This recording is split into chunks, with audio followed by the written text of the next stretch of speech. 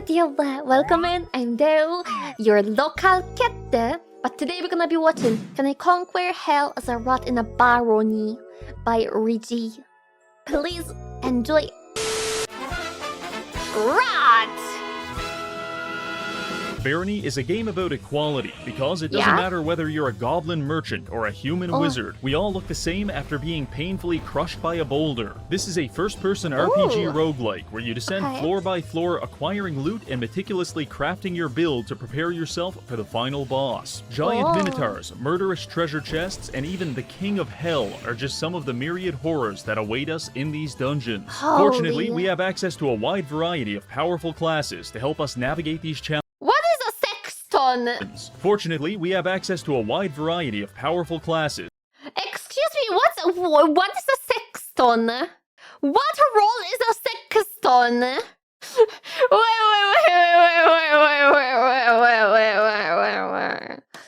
I already like this game. Sexton. Await us in these dungeons. Fortunately, we have access to a wide variety of powerful classes. Sexton. I don't know, it seems British. I don't know either what this is, but it really took my attention randomly. Listen.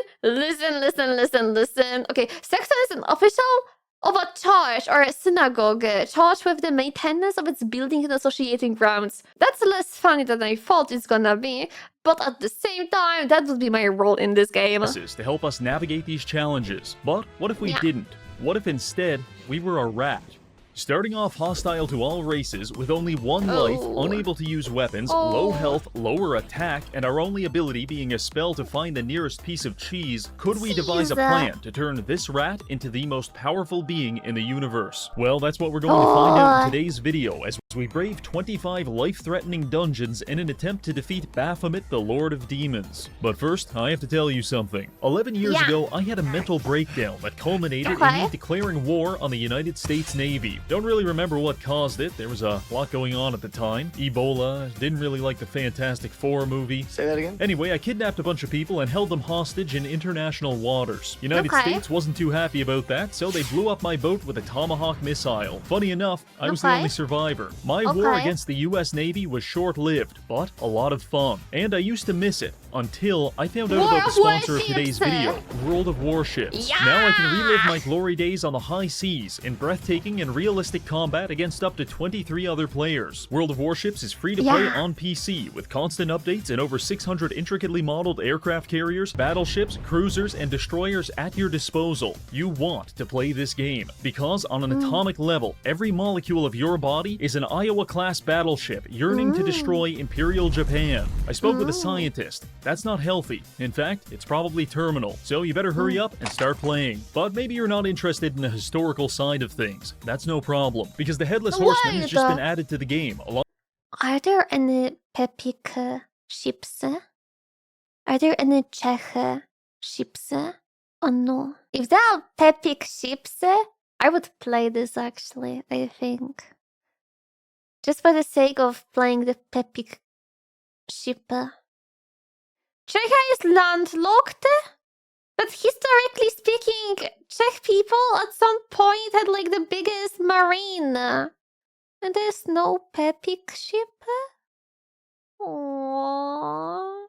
Along with his very own custom ship skin. Now, much like me, you can take to the high seas as a revenant of vengeance and strike terror into your enemies' hearts one volley at a time. So what are you— The Navy is the sea, not the Marines?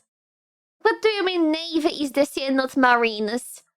Doesn't Marine as a name come from, like, sea? Bro, you're pranking me right now. Marine and Navy are separate. Then what's the difference between Marine and the Navy? Navy sounds like a sauce. Navy is exclusively Marine warfare. And what about a Marine? I'm still gonna say Marine when it comes to this random fun fact about our Pepiks. But it is what? Okay. Let me come back to the video. Okay? What are you waiting for? Click my link in the description to download World of Warships today and use promo code HEADLESS for 7 days premium access, 1.5 million credits, 500 doubloons, the Headless Horseman plus skin, and your choice of a free Japanese destroyer, American cruiser, or German battleship. So click that link, but don't do it for me. Do it for your World of Warships anime waifu. Now let's get back to the video. Now before we can become the Listen. Even if they are not epic ships, I still feel convinced. If I can have a ship with a huge booba on it, I kinda want it. Maybe a lot more than kinda, but I want it.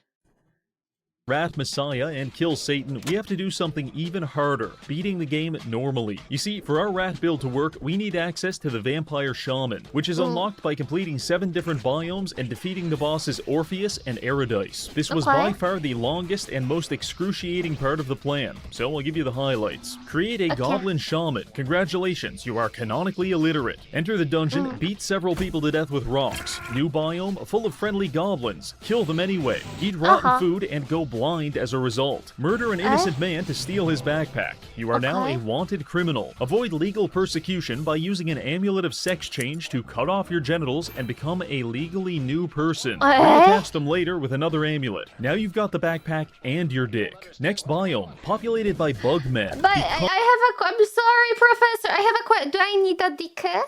Or do I not need a dick? Do I need one for this challenge? Oh no. But it also means I can gain a dick in that game. I'm sorry. Let's skip this topic because I feel like I may start asking really bad questions randomly out of nowhere. Okay, let's skip it. Let's skip it. Okay. Become an exterminator. Recruit a psychopathic man named the Potato King. He dies almost instantly. Bully short people and get chased out of the level by their dommy mommy. First boss, turn into a troll and carefully lobotomize him with a closed fist. Successfully kill this all-powerful wizard and then promptly lose a fight against Derek the cheeseburger salesman. New biome. It's full of Irish immigrants and you're starving to death. Take a moment to appreciate the gameplay. Actually, that game does remind me quite a lot of Fear and Hunger.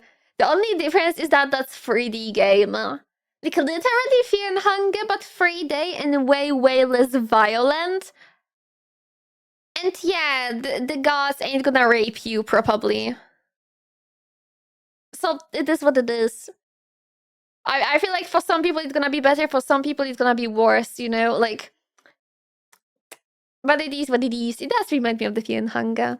Of being shanked by dozens of gnomes. Then proceed to the cockatrice's lair. You should not have come to the cockatrice's lair. Final boss fight. You are not prepared. All of your teammates die within 30 seconds, and you spend the next 20 minutes accidentally running into cleverly placed pools of lava. Luckily, your enemies were nice enough to put pools of water right next to the pools of lava. The fight has been going on for 30 minutes, and you're about to drop dead from hunger. Gamble everything on one last attack. You get unbelievably lucky and kill the boss. Congratulations, you are now a Bayou Baron. Receive some cutscene about how you're the new king and it definitely won't turn into an evil tyrant like those last guys. Main menu. Alright, finally we've unlocked the Vampire Shaman. Now we can begin breaking the game as a rat. But first, some ground rules. The restrictions of this challenge mean that we are only allowed to interact with the outside world as a rat. However, we can interact with our inventory as a vampire. You ever seen Howie Mandel's penis? This mostly allows us to do things like equip armor, read books, and brew potions. But apart from that, it's all rat all the time. So let's get started. We begin by creating our character and loading into the first floor. Gentlemen, I want to introduce you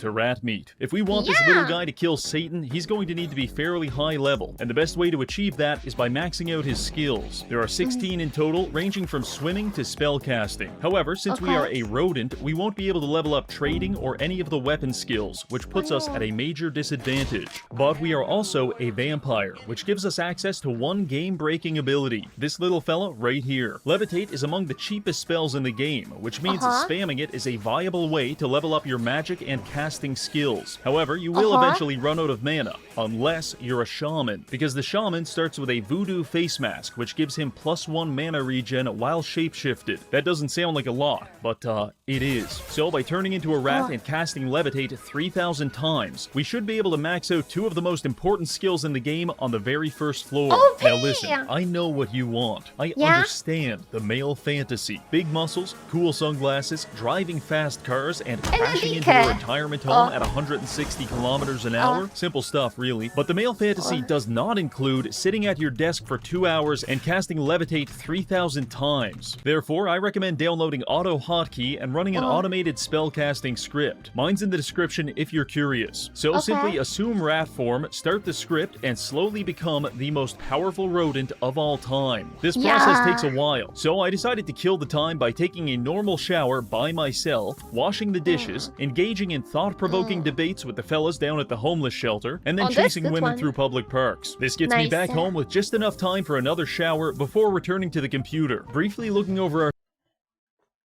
I think I never chased down a woman. At least not like stranger women. I think I was chasing like women I know, but not a stranger women. I think I need to level up my game, you know? Yeah. I know what I will be doing at PyCon. Our stats, the plan appears to have worked. Casting and magic are nearly maxed out. The only problem is we're kind of starving to death. So it's time to enter the dungeon in search of food. On the topic of food, the vampire shaman is again very broken. Because much like Todd Howard, the vampire requires a constant supply of human blood. The only difference is we use blood to satiate our hunger, whereas Todd Howard just doesn't want other people to have it. Anyway, blood is our primary food source. However, by transforming to a rat, we are also able to eat conventional types of food. The combination of these two options means we're essentially playing with 200% food abundance, which admittedly is a little hard to appreciate as I starve to death in this dungeon. I start my food quest by running around the map and recruiting a small posse of rodents, because worst case scenario, we can cannibalize our fellow rat brethren. But that didn't end up being necessary, since after only 5 minutes, we hit a major jackpot.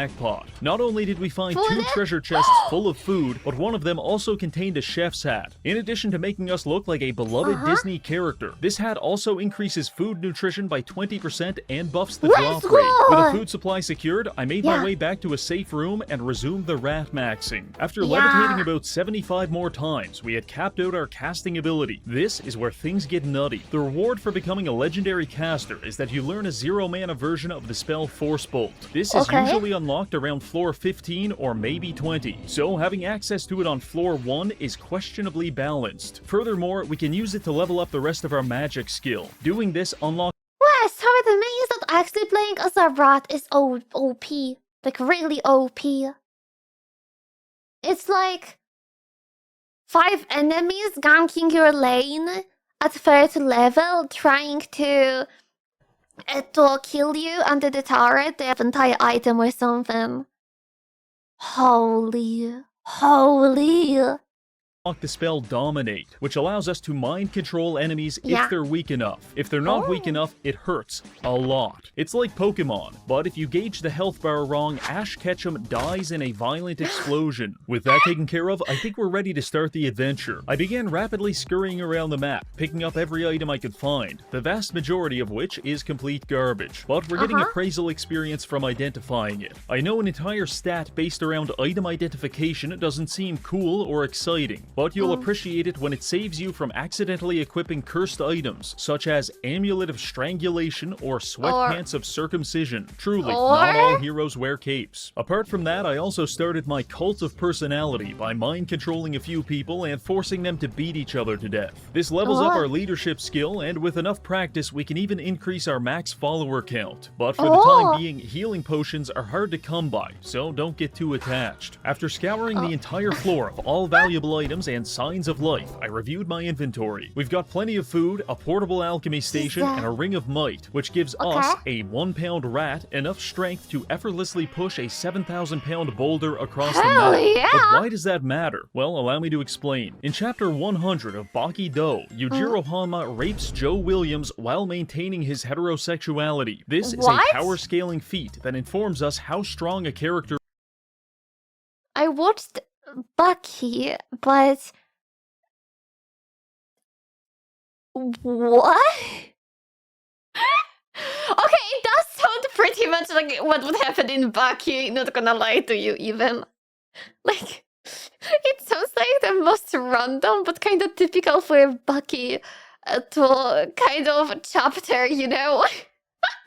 is. For example, if I could successfully beat the homosexual allegations, then internet autists would have no choice but to scale me at a multiversal level. But for right now, we're focusing on rat meat, and him pushing an entire boulder easily qualifies him as a small building level superhuman. Not bad for floor 1. Now let's head to the next level. In case you were concerned that things were getting too easy, don't worry. Floor 2 has got you covered, because this symbol right here indicates that within 5 minutes, a gigantic unstoppable minotaur is going to spawn onto the map, hunt us down, and curb stomp us back to spawn. I don't think I can handle levitating 5,000 times again, so we can't let that happen. I begin frantically searching for an escape. Fortunately, I managed to kill an Italian man and use his Daedalus shrine to reveal the exit, which was when I got a new notification. The Zap Brigade has spawned into the map. I know the Zap Brigade sounds jovial and maybe even heroic, but that's just a name. It's like if the Gestapo started calling themselves the Bubblegum Army. It doesn't really make you feel any better. The bad news is the Zap Brigade is a group of racial purists who spawned onto the map to perform a large-scale ethnic cleansing on anything that's not human. And my friends, we are definitely not human. 1 or 2 shots from their lightning staff and our rat is cooked. They're currently stalking their way across the map, actively looking for us. But what they don't know is I'm actively looking for them, because I want their equipment. Killing them takes forever due to their amulets of magic reflection. But slowly, over the course of 30 minutes, I used my superior rat intellect to separate them and wear them down. After cleaning off the blood stains, we've now got some high-level armor for us to proceed to the next floor. This would be floor 3, but if you enjoy psychological torment as much as I do, then I recommend flipping these levers and going to the secret...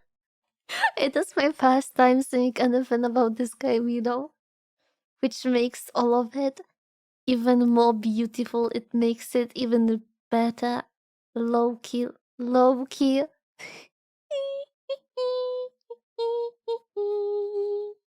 I low-key love it. I need to play this game. Hello, Astelia. Nya hello. Nya hello. To you. Welcome in. Yava.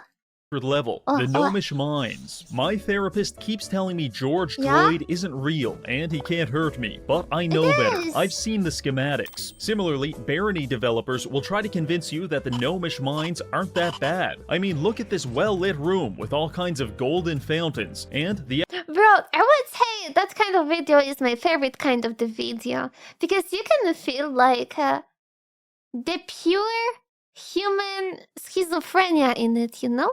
In a positive sense. The pure human schizophrenia. And I love it. I feel like pure human schizophrenia is the most beautiful thing on this world currently, because AI can never copy it. So yeah, I like it. I love the raw human schizo. I love it. I love it so much. The exit is right there. This is terrific. But let me tell you something. They ran out of room in hell a long time ago. And now they're putting all the gnomes here. Outside of these doors is a winding maze filled to the brim with trolls, lightning staff gnomes, and ornery child miners that want nothing more than to excavate the side of your head. Around every corner, there is a 25% chance of getting smoked in the face with a lightning bolt. And there's like 600 corners. which is why I chose to mind control the gnomes and have them lead the way. After carefully and meticulously exterminating 70% of the gnome population, I had gained several levels and become relatively powerful. By using bloodletting, we can now two-shot most gnomes and farm them for vials of blood. Now, I'm not sure what's more terrifying, being stalked through a mine shaft by a bloodthirsty magical rat, or realizing it's actually just a naked man in a chef's hat. But either way, we're not here just to terrorize the gnomes. We're also here for the Sphinx's Cask, an artifact helmet of extreme value to spellcasters. It gives 3 armor and 8 intellect. For reference, plus 8 intelligence is a massive difference. Consider it to be the difference between two people. One is a normal man who works a job at the hot dog factory and has a wife and kids. The other is a deranged lunatic who spends his free time staring into the sun and taping dead rats to his ceiling. I'm not sure who the intelligent one is, but they're pretty fucking different. Point is, this... I would say that could be a bit debatable, but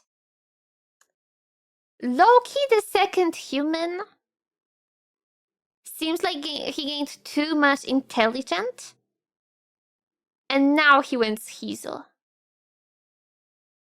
Okay.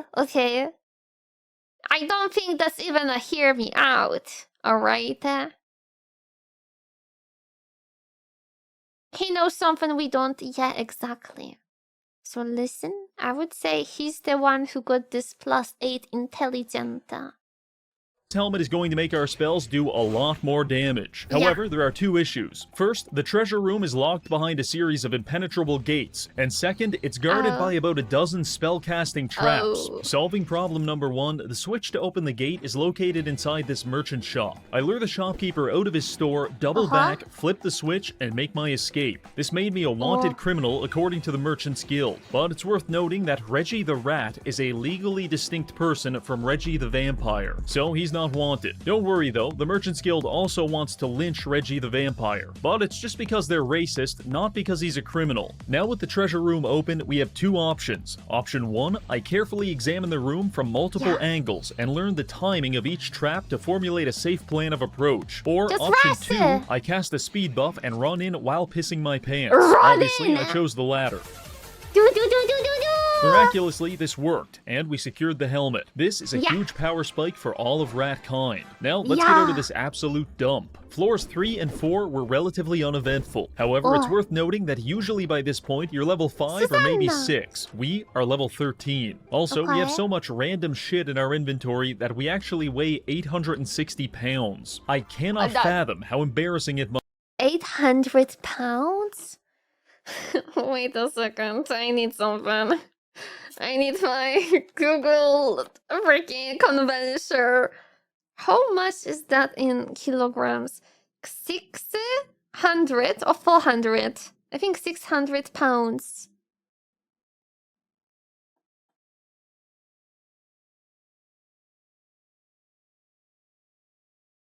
Oh my god, it's 3,000 złotych. How much is it in USD?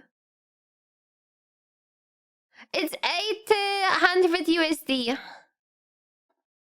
That's a lot of money. That's a lot of money, mate. Like a lot of money. Hell yeah. We weighed a lot of money. I love it. I love it. Let me get a sip of cola. Give me a second.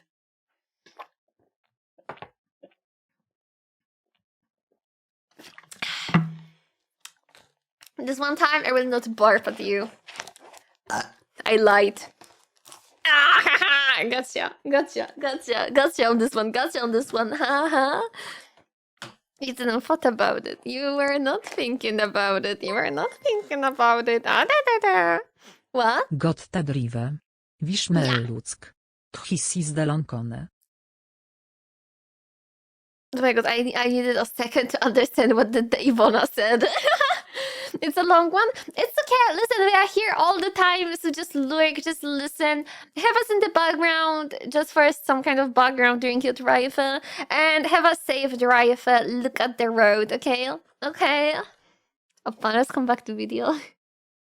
must be to get mind controlled by a morbidly obese rat dragging itself across the floor. But clearly, it's not embarrassing enough to make a difference. Interesting loot on these floors included an amulet of strangulation, which isn't useful to us, but there is actually a BDSM GIMP class in the game, which regenerates its mana through autoerotic self-asphyxiation. So I'll leave this here for them. Instead, we're going to take this Ring of Warning. By equipping it, we basically unlock wall hacks, because all enemies on the level are now marked as pink dots on our minimap. Slowly but surely, we are approaching divinity. Now, let's move on to the next biome, the swamp. Yeah.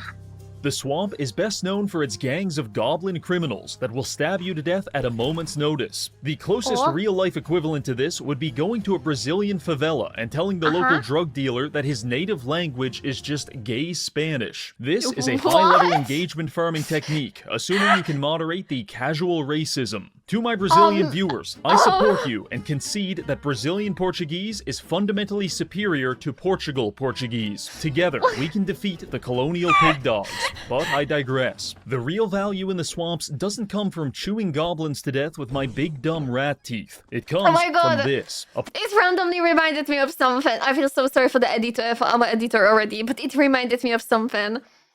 There's the football thingy going on right now, right? I randomly saw the Americans screaming.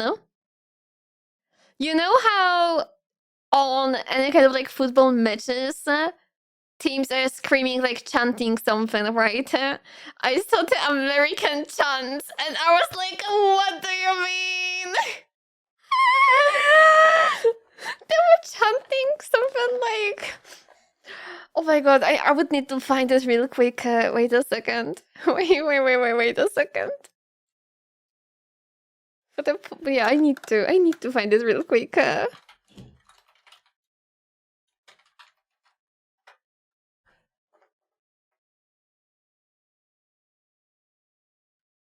This one. We support the U.S. The U.S. The U.S. That's the way we like it. We like it. We love it. Oh.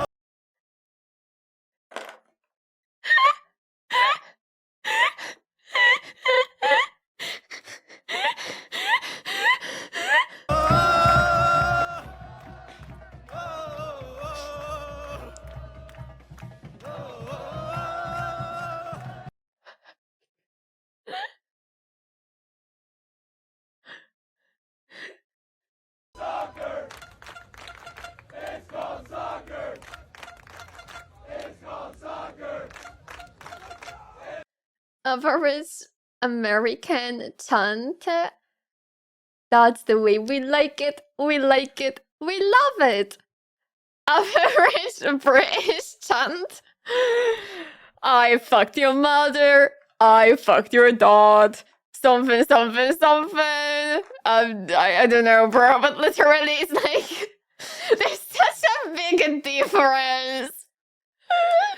Average Polish chant would be oh my god, singing stuff like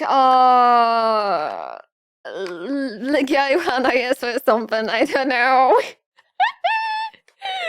Saying that your club is like the club of fat pigs or stuff like this, I don't know, that's typical Polish chanting, just insulting all of it. It is what it is. But I'm so sorry, it really reminded me of this conversation about the Portuguese. Pool of water. On one of the earlier floors, I stole an amulet of Olympic swimming from a gnome. At the time, I just did it because the idea of I stole an amulet of Olympic water breathing, not the waterboarding. Oh my god! I'm sorry. I am so highly sorry.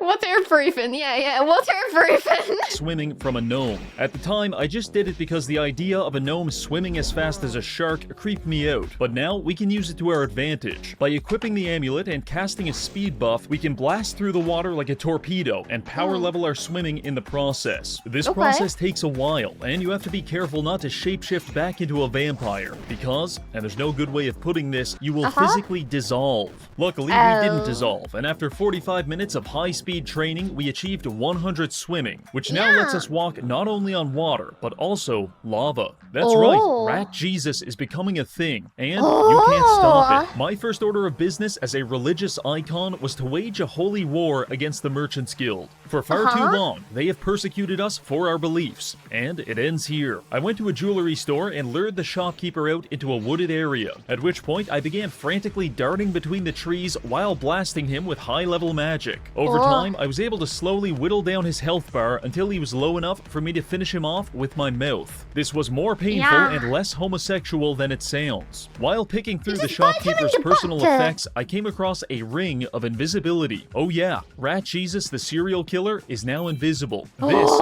big. Arriving on floor 7, I waste no time destroying the non-believers, which it turns out is quite easy to do when you have the bite force of a crocodile and your enemies can't see you. First major piece of loot we found was a ring of slow digestion. Combining this with our chef's hat won't stop world hunger, but it'll stop mine. Admittedly, the value of an anti-starvation build is a bit questionable when we have 30 vials of blood and 150 pounds of chicken legs in our inventory. To help offset that weight, I also found a pair of metal boots that weigh negative 40 pounds. I was trying to understand that when suddenly I was ambushed by the Minotaur, and this time there's no ethno-fascists here to save us. But we're not the same rat we were 6 floors ago, so I decided to fight the Minotaur in a David versus Goliath-esque battle. By continually refreshing my Adderall speed buff, I was able to effortlessly run laps around the map, stopping every so often to pelt him with force bolts. To motivate my survival instincts, I also used a mental exercise where I pretended that I was a female Twitch streamer, and the Minotaur was my #1 fan. I swear to God, that actually made me run faster.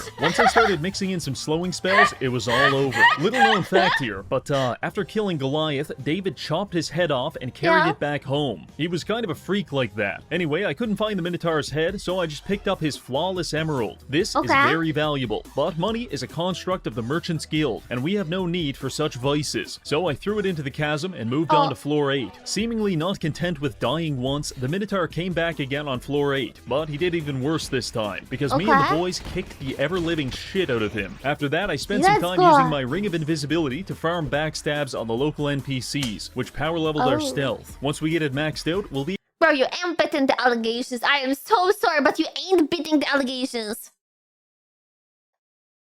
It is what it is. But the allegations ain't going away this way. I am so highly sorry. I am so highly sorry, but the allegations are not going away, mate.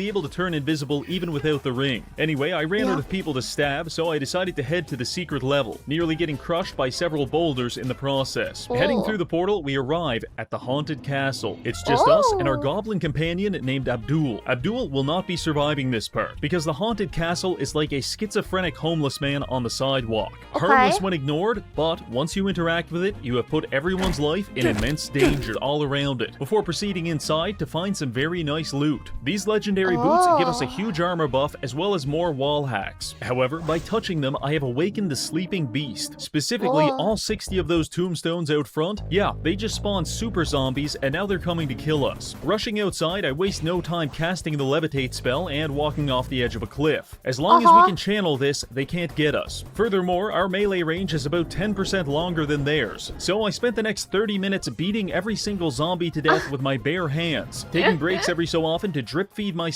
YouTube slop while I regenerate mana. This power leveled our unarmed skill from 25 to 64. With all of the zombies pummeled into a puree, I went back into the castle to gather the rest of the— Can we eat the zombies or no? We can eat the rocks, but can we eat the zombies? I'm learning today about the game. We're gonna play it soon. Rotten flesh bed?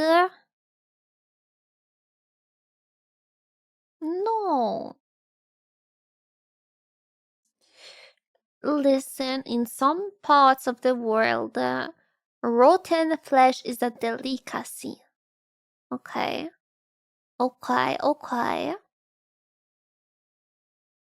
So maybe we can eat it. If they drop meat, sure.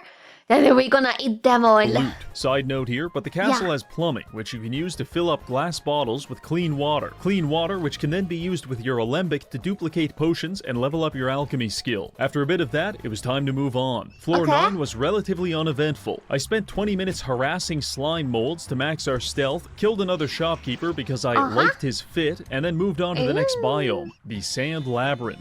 Neither a labyrinth nor particularly sandy, this place is better known for making me racist against lava and housing an entire bug society. This whole place is swarming with scarabs, scorpions, and insectoid warriors. Luckily, we've got about 40 vials of blood, so I was able to take my time carefully enslaving an army of bugmen to do my bidding. Now, in case you're not thrilled by the idea of being drafted into my 1940s-esque chain gang, I humbly invite you to consider the alternative. Because I'm running around the map at 70 kilometers an hour, ripping everyone else apart limb from limb. We're on floor 13 now, which puts us at about the halfway point to reaching hell and killing the devil. Also, Rat Jesus just unlocked his first major miracle, because that game is so long. What the hell? this spellbook gives us access to some basic healing for ourselves and our followers. This is just like in the comic. Shortly after finding the book, I also found a pair of golden Roman laurels, at which point my eyes widened, as I entered the mind state of a man who believes the ghost of John Lennon is attempting to communicate with him through his alphagetti, because there's no way this was a coincidence. You see, 13 years ago, I got banned from my local church for asking the priest to power scale Jesus. Long story short, one of Jesus's main anti-feats was getting arrested by a bunch of illiterate Romans. Illiterate Romans, Roman laurels, obvious really. Anyway, I believe the game wants us to rectify that in our build by becoming Roman. Or I need to refill my medication. Either way, I'm wearing the laurel. I'm telling you, don't refill your medication. They're raw. Pure human schizophrenia is the best thing that could happen to all of us. Literally, there's no need for meds. Listen, I stopped taking mine. There's no need for the meds. It's alright. It's alright.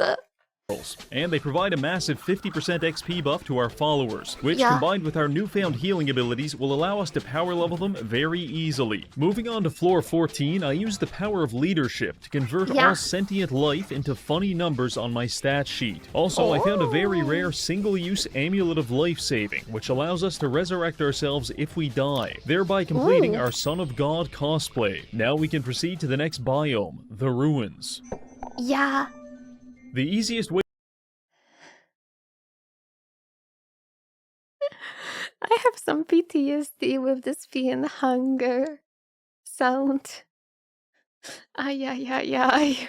Ay, ay, ay, ay. The way to explain this biome is with a story. 2 years ago, I was stopped on the street by a homeless man who almost certainly had hepatitis. He looked deeply into my eyes and said the following: "I haven't achieved sexual release in 13 years, but I'm ready to now." That was the most terrified I have ever been prior to unlocking the ruins, because this entire godforsaken biome is swarming with militant gnomes that spend their entire time covering every square inch of the map with improvised traps. If you're lucky, you'll step on a bear trap or maybe an IED, but the less fortunate among us may fall victim to their rohypnol sleeping traps that quickly sedate you into unconsciousness, at which point your ass may as well be a gnomish Waffle House, because 10 to 20 of them are going to pile into it and be violent. Now, I don't know about you, but compared to getting gangbanged by gnomes, the idea of catching hepatitis from a street vagrant is starting to sound pretty good. But we're here now, and that guy's probably at a psych ward, so let's just get through this. I put the boys to work thinning out the gnome population. This generally worked well, but every so often we'd have some friendly fire. The issue with that is that friendly AI is programmed to hit back whoever attacked it, and the other AI is programmed to do the same. So any instance of friendly fire automatically initiates a positive feedback loop of reciprocated violence until someone is dead. Still levels up my leadership though. Anyway, not a huge fan of the ruins, so I made my way to the next secret level, the Mystic Library. This is a magical archive containing some of the strongest items in the game. Like many areas in Barony, it is also a very chill place if you're human. To everyone else, it may as well be Rwanda in 1994. That being said, we wasted no time subduing the Hutu librarians and stealing all of their relics. Mostly, it was a bunch of vaguely useful items, until I came across this chest right here. Contained within it was the final piece of our puzzle, the Vampire Doublet. This item disables passive health regeneration, but maxes mana regeneration regeneration. Combined with our Shaman Mask, we're now generating mana 1200% faster than normal, which means we don't have to settle for free Force Bolts anymore. Now we can start smacking our enemies with such exciting spells as Invert Penis and Summon Foot Fetishist. With that, myself, Lesser Insectoid... I feel summoned. A bit. Low-key. Summoned. Yeah. Troll and Felicia all proceeded to floor 17, where we were immediately mobbed by a gang of street gnomes. In this moment, I want nothing more than the sweet release of death, but I must live on to make the gnomes' lives worse. The good news is that all of this fighting has increased our leadership, and we can now field 8 followers at a time. Battling our way to floor 18, we hear cries of anguish in the distance, which means there's either an Amazon warehouse on this level, or we're getting close to hell. After killing a few demons, my suspicions were confirmed. This is our crossroads. If we go through the normal exit, we proceed toward Baron Herx, but if we take the secret exit, we go to the underworld, which has a pleasant but surprising lack of gnomes. So you better believe I dove into this exit with the same enthusiasm as a burning man jumping into a lake of fire extinguishers. We are now in the underworld, a dark and insidious place teeming with nauseating creatures of the night. Also, it's not wheelchair accessible. In fact, it's not accessible at all. It's mostly just empty space. And since we're the only levitating rat on this team, we'll be doing most of this by ourselves. I flew around the first level, killing every zombie and imp I could find. At this point, we're very over-leveled and we have best-in-slot equipment, so the killing is just for fun. Eventually, I decided to head back to the exit, which actually just takes you deeper into the underworld. This is where most people go, oh no, I'm stuck in eternal damnation. How can I escape? But those people are weak-minded. Hell is stuck with us, and we're going to keep killing Hollywood elites until we get to the final boss. However, I will admit it is a bit dangerous, because on this floor you start running into shades. These ethereal entities copy your character, equipment, and skills. Except when they copied me, they didn't stay in rat form. So I had to fight a Chad version of myself wielding the legendary spear Gungnir.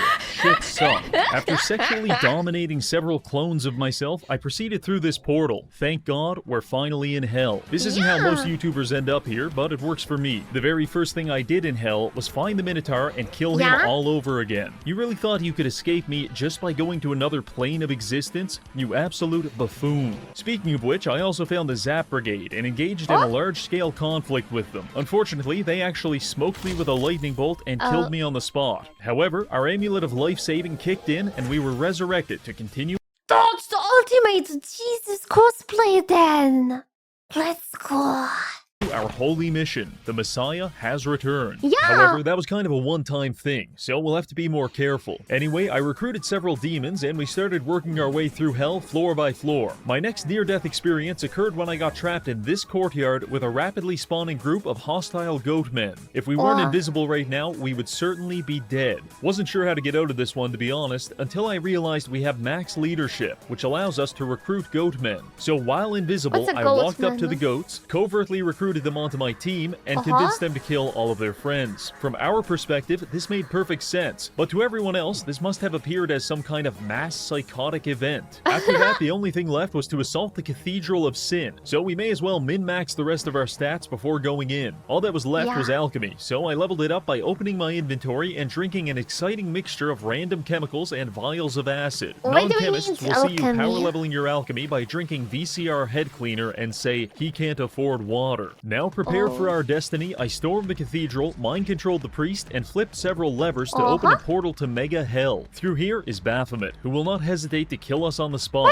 So I sorted out my inventory, optimized the toolbars, and then dropped 10,000 gold to make us 100 pounds lighter. It's time for rat meat to become a legend. Arriving through the portal, we are immediately greeted by several pools of lava and the King of Hell. But for some reason, our first thought is, the craftsmanship on these walls is immaculate. The fight started with us getting mobbed by several demons, while Baphomet attempted pest control via fireball. We handled this part fairly well, but then he swapped to high-level boulder spam, which resulted in about 50% casualties among our followers. The good news is we were absolutely chunking him whenever he'd pop up, and our amulet was reflecting most of his spells. Eventually, myself and two of our imps cornered Baphomet and mag-dumped him down to 10% health, at which point we finished him off by biting him to death. Baphomet sunk into the lava, and the game rewarded us by making me fight two Minotaurs at the same time. Actually, not as bad as it sounds. With the primeval defeated and the entire Minotaur bloodline extinct, I fought my way to the exit portal and returned to the land of the living, at which point we got an epilogue explaining that we have defeated the devil and no mortal or immortal can challenge our power. For a rat, I'd say that's pretty damn good. So there you have it. We started off as a lowly rodent, and through a series of contrivances, we became a god. I'd like to thank the Minotaur for being such a good sport, this month's patrons for supporting the channel, and finally, thank you for— Bro, I always believed in the rat divinity power, and I have a proof of that.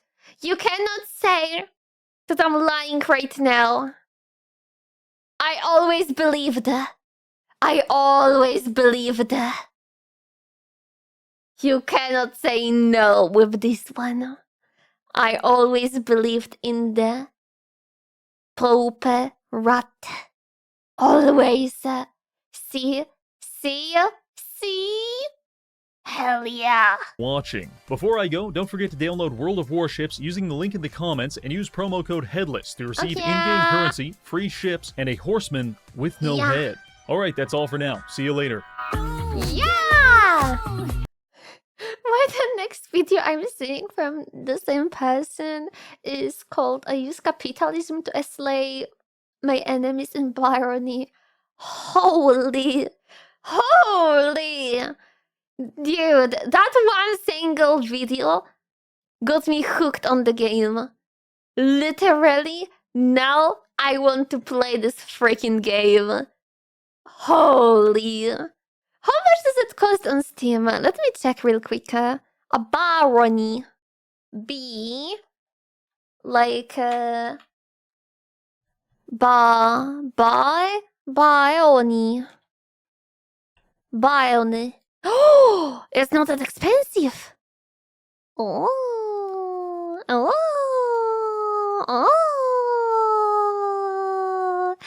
I know what we will be doing soon.